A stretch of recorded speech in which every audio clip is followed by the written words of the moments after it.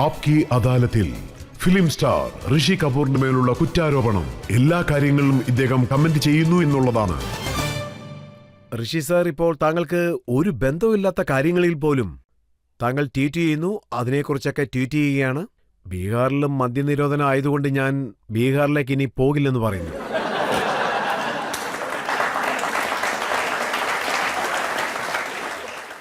ഇതൊക്കെ എന്റെ ആലോചനയാണ്. പ്രൊവിഷൻ ഓരോ പ്രാവശ്യവും വരുമ്പോൾ ഫെയിൽ ആയിക്കൊണ്ടാണ് ഇരിക്കുന്നത്. പ്രൊഹിബിഷൻ കൊണ്ട്, പ്രഷർ കൊണ്ട് നിങ്ങൾ എന്താണോ ചെയ്യേണ്ടെന്ന് പറയുന്നത്, അതുകൊണ്ടാണ് അണ്ടർവേൾഡ് ക്രിയേറ്റ് ആവുന്നത്. പോലീസ് അത് അന്യായമായിട്ട് ഉപയോഗിക്കുന്നുണ്ട്. തെറ്റെന്ന് പറയുന്നത് കള്ളുകൂടിയാണ്. ലഹരി വസ്തുക്കൾ വിൽക്കുന്നുണ്ട്. പിന്നെ ജനങ്ങള് ലഹരി വേണോന്ന് ആഗ്രഹിക്കുന്നവര്, അത് ഉപയോഗിക്കുന്നവര് തീർച്ചയായിട്ടും ചെയ്യുന്നുണ്ട്. അവരെങ്ങനെയാണെങ്കിലും അത് ചെയ്യുന്നതാ. ഇപ്പൊ നിങ്ങൾ നോക്കുവാണെങ്കിൽ ഇവിടെയുള്ള പല പൊളിറ്റീഷ്യൻസ് ആയിക്കോട്ടെ, അല്ലെങ്കിൽ പോലീസ് ആയിക്കോട്ടെ, തെറ്റായവരായിക്കോട്ടെ, ഇതൊക്കെ അവർക്ക് ഭാഗമായിട്ട് മാറും. പിന്നെ എന്തു പറ്റും? ജനങ്ങൾ അതിൽ കുടുങ്ങും. ജനങ്ങൾ അതിൽ കുടുങ്ങിയിട്ട് എനിക്കതിലൊന്നും കുടുങ്ങാൻ ആഗ്രഹമില്ല. പക്ഷെ അവിടുത്തെ മുഖ്യമന്ത്രി നിതീഷ് കുമാർ പറയുന്നത് എന്തോ താങ്കൾ ദിവസവും ബീഹാറിൽ വരുന്നത് പോലെ ഇനി വരില്ലെന്ന് പറയുന്നത്. എന്തേലും ഒരു കാര്യം കമ്പൾഷൻ ആയിട്ട് ചെയ്യണ്ടെന്ന് പറഞ്ഞാൽ മനുഷ്യരുടെ ഗുണം അത് ഒരു വട്ടം ട്രൈ ചെയ്യണമെന്ന് ആഗ്രഹം വരും. കറക്റ്റ് അല്ലേ? Let the decision all be there. We are all literate nation now. നമ്മള് 2000 ഒക്കെ പാസ് ചെയ്താ പോകുന്നത്. സമ്മതിക്കാണ്, ഡ്രിങ്കിങ്ങിൽ അതുപോലെ മദ്യപാനത്തിൽ താങ്കൾക്ക് ഒരു പ്രത്യേക താല്പര്യമുണ്ട്. പക്ഷേ ആസാറാം ബാപ്പു, രാധേ മാ, ഇവരെ ആരെയും താങ്കൾ വെറുതെ വിട്ടില്ലല്ലോ. ഞാൻ എന്താ തെറ്റ് പറഞ്ഞേ? ഞാൻ ഓരോ വട്ടവും പറയും, നിങ്ങളുടെ ഇൻസെക്യൂരിറ്റി ഒരു മനുഷ്യനെ കുറച്ച് ഇന്റലിജൻസ് ഉള്ളവര് നിങ്ങളുടെ ഇൻസെക്യൂരിറ്റി ഒക്കെ ഉപയോഗിച്ചിരിക്കും. കാരണം നിങ്ങൾ അവരെ അക്സെപ്റ്റ് ചെയ്യുമ്പോഴാണ് അവരത് ഉപയോഗിക്കുന്നത് നിങ്ങളെ വെച്ച്. താങ്കൾ രാധേമായുടെ ഫോട്ടോ എടുത്ത് ഇവർക്ക് കണ്ണാടി ഇല്ലെങ്കിൽ ബപ്പി ലഹരിയെ പോലെ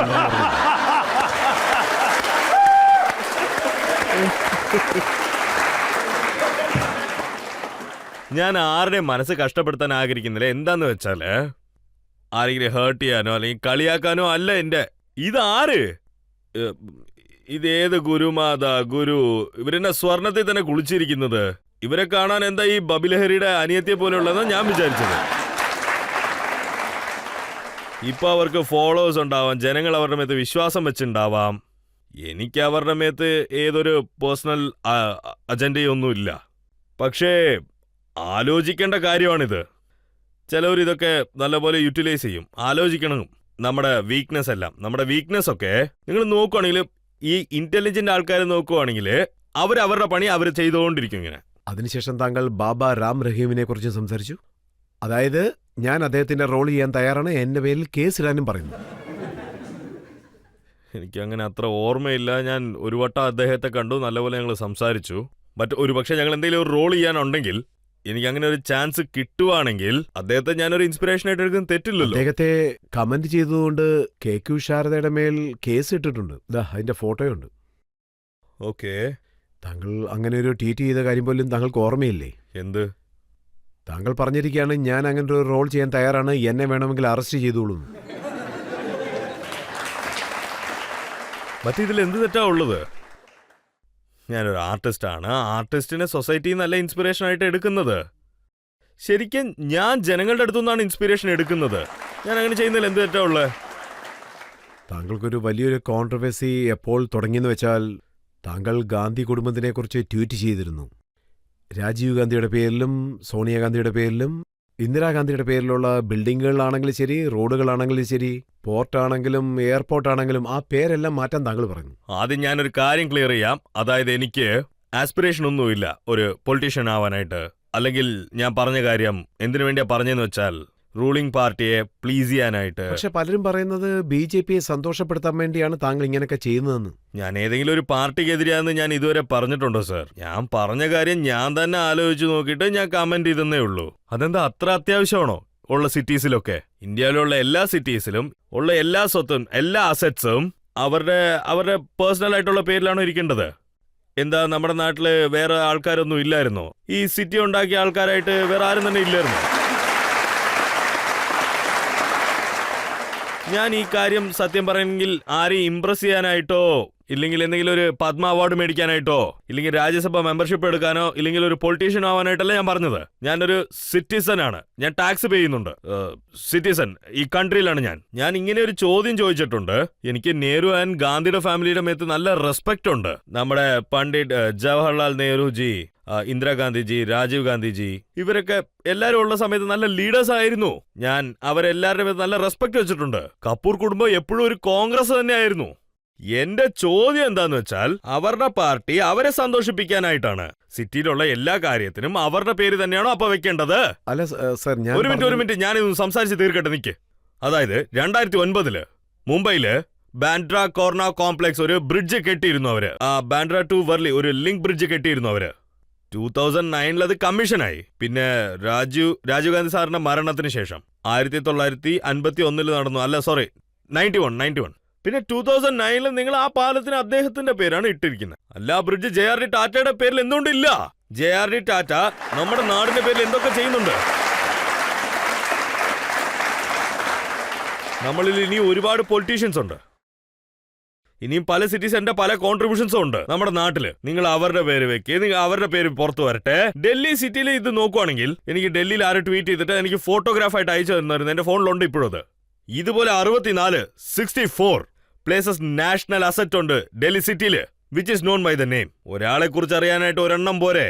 ഓരോ സ്റ്റേഡിയം, ഓരോ എയർപോർട്ട്, എല്ലാത്തിലും അവരുടെ പേരാണോ ഉള്ളവന്റെ. സാർ, കോൺഗ്രസ്സുകാര് ഞാൻ ആരും എതിർത്തില്ല കേട്ടോ. ഞാൻ എന്തിനു വേണ്ടിയാ ഈ കാര്യം പറഞ്ഞതെന്ന് വെച്ചാൽ, ഫ്യൂച്ചറിൽ നിങ്ങൾ നോക്കുമ്പോൾ ഇവരുടെ ഈ കുടുംബത്തിന്റെ പേര് വളരെ അധികമായിട്ടുണ്ട്. അപ്പൊ നല്ല കാര്യം ചെയ്തൊരു ഇതൊക്കെ സർക്കാർ തീരുമാനിച്ചു വെച്ച പേരല്ലേ, അല്ലാതെ കോൺഗ്രസ് വെച്ച പേരൊന്നും അല്ലല്ലോ. ഇതൊക്കെ ചോദിക്കാൻ താങ്കൾ ആരാണ്? അവര് ഞാൻ ആരാന്നോ? ഞാൻ ഈ നാടിന്റെ ഒരു പൗരനല്ലേ. എനിക്ക് ഇതിനെ കുറിച്ച് സംസാരിക്കാൻ എല്ലാ റൈറ്റ്സും ഉണ്ട് ഇവിടെ. നിങ്ങൾ പറ. ഞാൻ പറയുന്ന കാര്യത്തിൽ നിന്നും എനിക്കൊരു ഒരു തുള്ളി പേടിയും ഇല്ല. ഞാൻ പറയണമെങ്കിൽ പറഞ്ഞിരിക്കും. ഈ കാര്യമൊക്കെ ഞാൻ ഒരു വാർണിങ്ങിന് വേണ്ടിയാണ് പറഞ്ഞത്. എല്ലാം കൂടെ അവരുടെ പേരിലാണോ വെക്കേണ്ടത്? I don't know. ഞാൻ പറയുന്ന കാര്യം ശരിയാണോ അതോ തെറ്റാണോ എന്നൊന്നും എനിക്ക് ഐ ഡോണ്ട് നോ.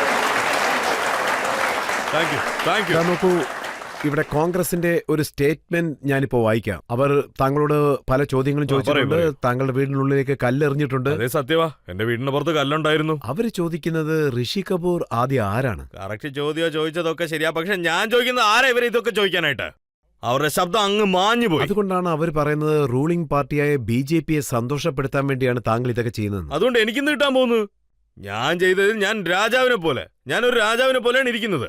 ഞാനൊരു ആർട്ടിസ്റ്റാണ്. എനിക്ക് പൊളിറ്റീഷ്യൻ ആവാൻ ആഗ്രഹമില്ല. ഞാൻ ആർട്ടിസ്റ്റാണ്. എന്നും ആർട്ടിസ്റ്റ് തന്നെയാണ്. താങ്കൾക്ക് പൊളിറ്റീഷ്യൻ ആകാൻ ആഗ്രഹമില്ല. പക്ഷേ മോദിജി ലണ്ടനിൽ സംസാരിക്കുമ്പോൾ അത് പ്രശംസിക്കുകയാണല്ലോ. എനിക്ക് എന്താ തോന്നുന്നത് വെച്ചാൽ, മോദിജി പറയുന്നത് കറക്റ്റ് ആയിട്ടാ ഉള്ളത്. കുറച്ചു കാര്യം അങ്ങനെ ഇങ്ങനെ. അദ്ദേഹത്തിന്റെ അടുത്ത് എനിക്ക് ഒറ്റ ആഗ്രഹമുള്ളൂ. എന്താന്ന് വെച്ചാൽ, പറയുന്ന കാര്യം പെട്ടെന്ന് ചെയ്യണം.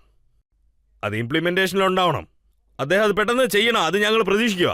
ഇപ്പോഴത്തെ ഈ സർക്കാർ ജനങ്ങൾക്ക് വേണ്ടി എന്തെങ്കിലും ഒക്കെ ചെയ്യണമല്ലോ. ജനങ്ങൾ അതിനുവേണ്ടി കാത്തിരിക്കുവാണ്. അവർ കൊടുത്ത പ്രോമിസ് എല്ലാം അവർ ഫുൾഫിൽ ചെയ്യണം. ഞാൻ വളരെ പേഷ്യന്റ് ആയിട്ട് വെയിറ്റ് ചെയ്യുവാണ് അവരത് നടത്താനായിട്ട്. അവർ നടത്തിയിരിക്കും. പക്ഷേ താങ്കൾ നരേന്ദ്രമോദിയെ പ്രശംസിക്കുന്നു, സ്മൃതിയെ പ്രശംസിക്കുന്നു. പാർലമെന്റിൽ അവർ ഇമോഷണലായിട്ട് സംസാരിച്ചപ്പോൾ ലേഡി അമിതാഭ് ബച്ചൻ അവരെ വിളിച്ചല്ലോ താങ്കൾ. സ്മിതിയുടെ ഒപ്പം ഞാനൊരു സിനിമ ചെയ്തുകൊണ്ടിരുന്നു. ഞങ്ങള് സിംലയിലെ ഔട്ട്ഡോറിലായിരുന്നു ആ സമയത്ത്. അവർക്ക് യൂണിയൻ മിനിസ്റ്ററോടൊപ്പം ടാഗ് കൊടുത്തിരുന്നു. അതിനുശേഷം അവർ ഹ്യൂമൻ റിസോഴ്സിന്റെ മിനിസ്റ്ററായി. ഫ്രണ്ട്ഷിപ്പ് ഉണ്ടായിരുന്നു. പിന്നെ അവർ സിനിമ ഇട്ടു. സ്മിതിയെ കുറിച്ച് നിങ്ങൾ ആ ട്വീറ്റ് ഒന്ന് പഠിച്ചേ? പാർലമെന്റിൽ ഒരു സ്പീച്ച് നൽകിയിരുന്നു. അവര് വളരെ എമോഷനായിട്ടും വളരെ കറേജ്ഫുൾ ആയിട്ട് സ്പീച്ച് കൊടുത്തിരുന്നു. അതിന്റെ വെറാസിറ്റിയും പിന്നെ ട്രൂത്തും എങ്ങനെയാണെന്ന് വെച്ചാൽ, പക്ഷെ അവര് കൺവിൻസ് ചെയ്തു അവര് പറയുന്നത് എന്താന്ന് വെച്ച്. പക്ഷെ താങ്കൾ നരേന്ദ്രമോദിയെ പ്രശംസിക്കുന്നു, സ്മൃതിയെ പ്രശംസിക്കുന്നു, രാഹുൽ ഗാന്ധി സംസാരിക്കുന്നുണ്ടല്ലോ, പ്രശംസിക്കുന്നില്ല. എനിക്ക് രാഹുൽ ഗാന്ധി സാറിന്റെ സ്റ്റൈൽ വളരെ ഇഷ്ടമാണ്. ഇപ്പൊ അദ്ദേഹത്തിന്റെ സ്റ്റൈലിനെ കുറിച്ച് ഒരു ട്വീറ്റും അദ്ദേഹത്തിന് ചെയ്തില്ലേ താങ്കൾ? ഞാൻ അദ്ദേഹത്തെ ട്വീറ്റ് ചെയ്ത് സംസാരിക്കാൻ അദ്ദേഹം ഒന്നും ചെയ്തില്ലല്ലോ.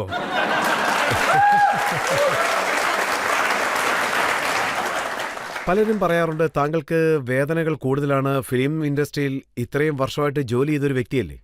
കോൺഗ്രസിന്റെ ഭരണത്തിൽ താങ്കൾക്ക് പത്മ അവാർഡ് ഒന്നും തന്നെ ലഭിച്ചില്ല. പക്ഷെ മോദി അടുത്തുനിന്ന് കിട്ടണമെന്ന് താങ്കൾ ആഗ്രഹിക്കുന്നു. അയ്യോ, 44 വർഷം, 44 ഇയേഴ്സ് പണിയെടുക്കുമ്പോൾ അവർ തിരിഞ്ഞു നോക്കില്ലേ. ഇതിനുശേഷം എന്ത് തരാനാ? ഇനിയിപ്പോൾ അവർ തന്നാലും അതിന് ആവശ്യമില്ല. എന്റെ വിഷമം എന്താന്ന് വെച്ചാൽ, ഷമ്മി കപൂർ സാറും പോയി. ഇപ്പോൾ നിങ്ങൾ ഷമ്മി കപൂർ സാറിനെ ഹോണർ ചെയ്തില്ല. Universe is sad. ഗവൺമെന്റിൽ എന്താ സംഭവിക്കുന്നതെന്ന് വെച്ചാൽ പുറത്ത് അവരുടെ ആരെങ്കിലും പുല്ലുണ്ടെങ്കിലോ ഇല്ലെങ്കിൽ അവർക്ക് അറിഞ്ഞ ആളാരെങ്കിലും ഉണ്ടെങ്കിൽ അപ്പോഴേ അവാർഡ് കൊടുക്കുള്ളൂ. അർഹതയുള്ള ആൾക്ക് നിങ്ങൾ കൊടുക്കൂല. പക്ഷെ ഇപ്പോ താങ്കളുടെ സർക്കാരല്ലേ, അതുകൊണ്ട് താങ്കൾക്ക് എന്റെ മാത്രം ഗവൺമെന്റ് എങ്ങനെയാണ്? ഇത് ജനങ്ങളുടെ ഗവൺമെന്റ് ആണ്.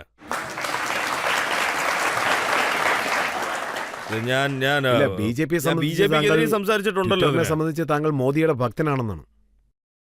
അവര് പറയുവാണെങ്കിൽ പറഞ്ഞോട്ടെ, ഞാൻ ഭക്തനാണ്, പക്ഷേ ദൈവത്തിന്റെ ആണ്.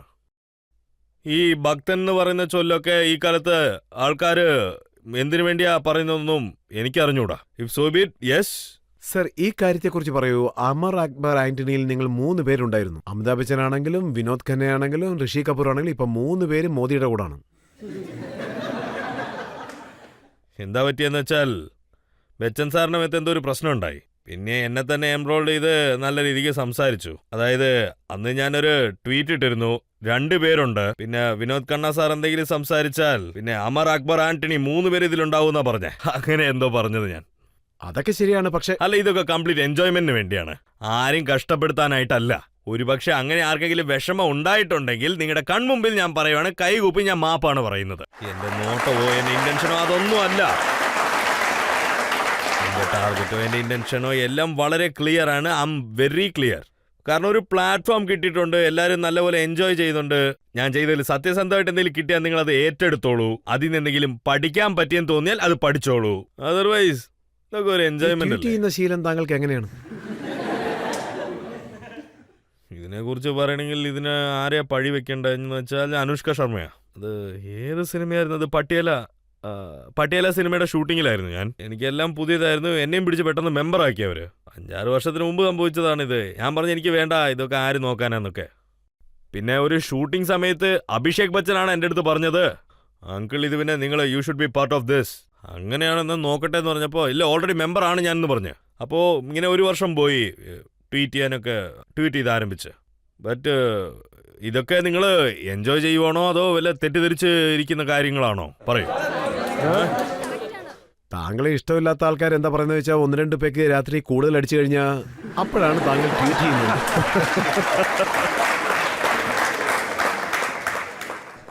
കാരണം സത്യം പറയുന്ന സമയത്ത് അവർക്കൊക്കെ പേടിയായിരിക്കും. അവരുടെ മനസ്സിൽ എന്തെങ്കിലും പാവം ഉണ്ടാവും. അവർക്ക് വേറെ ആരെയും കിട്ടിയില്ലെന്ന് വെച്ചാൽ രാത്രി 2-3 പെഗ് അടിച്ചിട്ടാ ചെയ്യുന്നതെന്ന് അവരങ്ങ് പറയുന്നത്. അതായത് പറയുന്ന കാര്യം സത്യസന്ധമായിട്ട് പറയും, എൻ്റെ മനസ്സിന് സത്യമായിട്ടുള്ളതെല്ലാം പറയും. I will write my opinion. Democracy ഉണ്ട്, ഫ്രീഡം ഓഫ് സ്പീച്ച്. ഞാൻ ഇതിനു മുമ്പേ പറഞ്ഞിട്ടുണ്ട്, I do not mean anything offensive. ആരെയും കഷ്ടപ്പെടുത്താൻ ആഗ്രഹിക്കുന്നില്ല. പക്ഷേ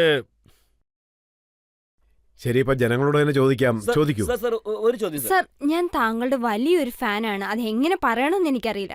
ഒരു കാര്യം പറയാൻ ഞാൻ ആഗ്രഹിക്കുന്നു. ഒരുപക്ഷെ താങ്കളുടെ പേരിൽ ഒരു നാഷണൽ അസറ്റും വന്നില്ലെങ്കിൽ ഞങ്ങളെ സംബന്ധിച്ച് അതൊരു അന്യായമാണ്. കാരണം താങ്കളുടെ പേര് ഈ ദേശത്ത് എവിടെയെങ്കിലും വരുവാണെങ്കിൽ അത് ഞങ്ങൾക്കൊരു അഭിമാനമായിരിക്കും. പക്ഷേ അതിനെക്കുറിച്ച് താങ്കൾ ആലോചിക്കേണ്ട കാര്യമില്ല. 125 കോടി ജനങ്ങളുടെ മനസ്സിലാണ് താങ്കൾ ഇടം പിടിച്ചിരിക്കുന്നത്. ഒന്നിനെക്കുറിച്ച് ആലോചിക്കേണ്ട. ആക്ച്വലി ഞാൻ ഇത്രയും സമയം പറഞ്ഞതെല്ലാം എപ്പോഴും എൻ്റെ പേരിൽ തന്നെ വരണമെന്ന് പറഞ്ഞ കാര്യങ്ങളൊന്നും അല്ല. ഞാൻ എന്തിനു വേണ്ടിയാ പറഞ്ഞതെന്ന് വെച്ചാൽ നമ്മുടെ നാട്ടിൽ ഇഷ്ടം പോലെ പൊളിറ്റീഷ്യൻസ് ഉണ്ട്. സർദാർ പട്ടേൽ, അംബേദ്കർ സാറ്, ലോക്മാന്യ തിലകർ, ഒരുപാട് പേരിങ്ങനെ ഉണ്ടായിരുന്നു. ഭഗത് സിംഗ്, ഇതുപോലെ ഒരുപാട് പേര് ഈ നാടിന് വേണ്ടി ജീവൻ നൽകിയിട്ടുണ്ട്. താങ്കളുടെ പേരിലും കെട്ടിയിട്ടുണ്ട് ഋഷി കപൂർ ശൗചാലയം.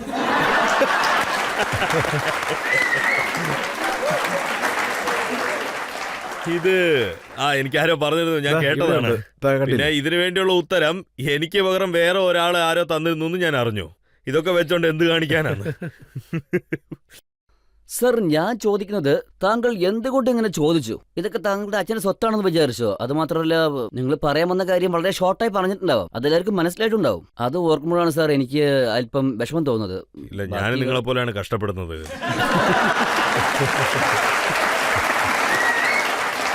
താങ്കൾ പറയുന്ന വാക്കുകളിൽ അവർക്ക് പ്രശ്നമില്ല, പക്ഷെ താങ്കളുടെ ആലോചനകളാണ് പ്രശ്നം. അതാണ് ഇപ്പോഴാണ് എനിക്ക് മനസ്സിലായത്. അതുകൊണ്ടാണ് മനസ്സിലാക്കിയതല്ല. പല വീടുകളുടെ സ്ത്രീകളുടെ ഭരണമാണ് നടക്കുന്നത്. താങ്കളുടെ വീട്ടിൽ എങ്ങനെയാ? നീതു മേഡത്തിന്റെ ഭരണമാണോ? എന്നെ കാണുന്ന സമയത്ത് ആരുടെ ഭരണമെന്ന് നിങ്ങൾക്ക് മനസ്സിലായില്ലേ?